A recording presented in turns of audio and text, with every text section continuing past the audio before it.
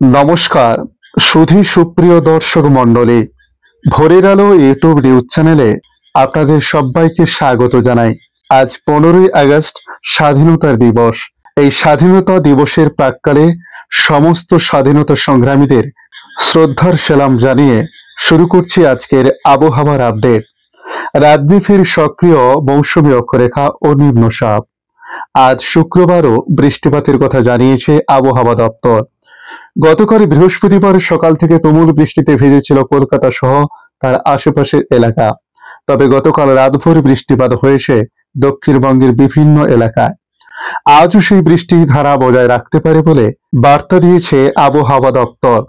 ইতিমধ্যে পশ্চিম মধ্য ও উত্তর পশ্চিম বঙ্গোপসাগর বিস্তীর্ণ এলাকায় তৈরি হওয়া নিম্নচাপটি তার শক্তি বাড়িয়ে সুস্পষ্ট নিম্নচাপে পরিণত হয়েছে।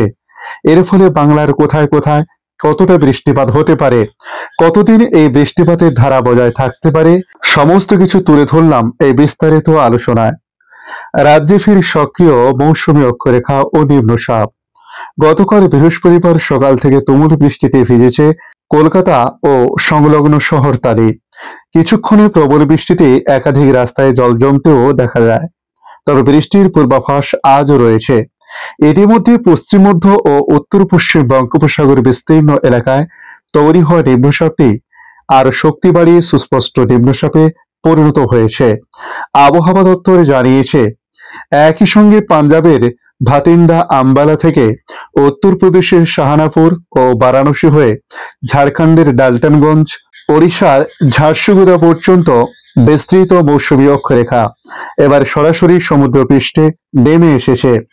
আবহাওয়াবিদদের মতে নিম্নচাপ ও মৌসুমী অক্ষরেখার মিলিত প্রভাবে আগামী আরো দুদিন রাজ্যের অধিকাংশ জেলায় হালকা থেকে মাঝারি বৃষ্টিপাত হতে পারে। জুলাই মাসের ধারাবাহিক বর্ষণে বিপর্যস্ত ছিল দক্ষিণবঙ্গ। তবে আগস্টের শুরু থেকে দক্ষিণের 15টি জেলায় বৃষ্টি কমে গিয়েছিল। এদিকে উত্তরবঙ্গে তার তীব্রতা বেড়ে গিয়েছিল। যদিও এই নিম্নচাপের সরাসরি প্রভাব বাংলায় তুলনামূলকভাবে কম পড়বে। ওড়িশা ও অন্ধ্রপ্রদেশে এর প্রভাবে বৃষ্টি বেশি হবে বলে পূর্বাভাস।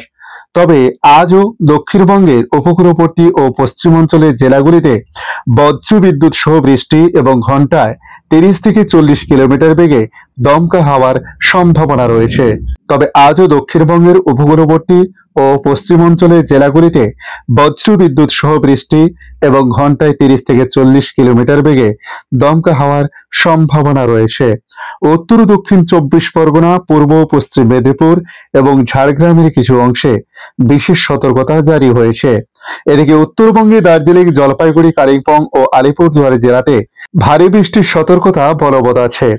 16ই আগস্ট বৃষ্টি কিছুটা কমলেও 17 ও 18 আগস্ট ফের প্রবল বর্ষণের সম্ভাবনা রয়েছে বলে হাওয়া অফিস জানিয়েছে। আজকের আপডেট এই পর্যন্ত। পরবর্তী আপডেটের জন্য আমাদের এই ইউটিউব নিউজ চ্যানেলটিকে সাবস্ক্রাইব করে কাছে বেল চিহ্নতে ক্লিক করে অল চিহ্নতে প্রেস করে রাখার জন্য রিকোয়েস্ট করলাম। পাশাপাশি আপনারা কোথা থেকে ভিডিওটি দেখছেন অবশ্যই কমেন্ট করতে পারেন। ধন্যবাদ।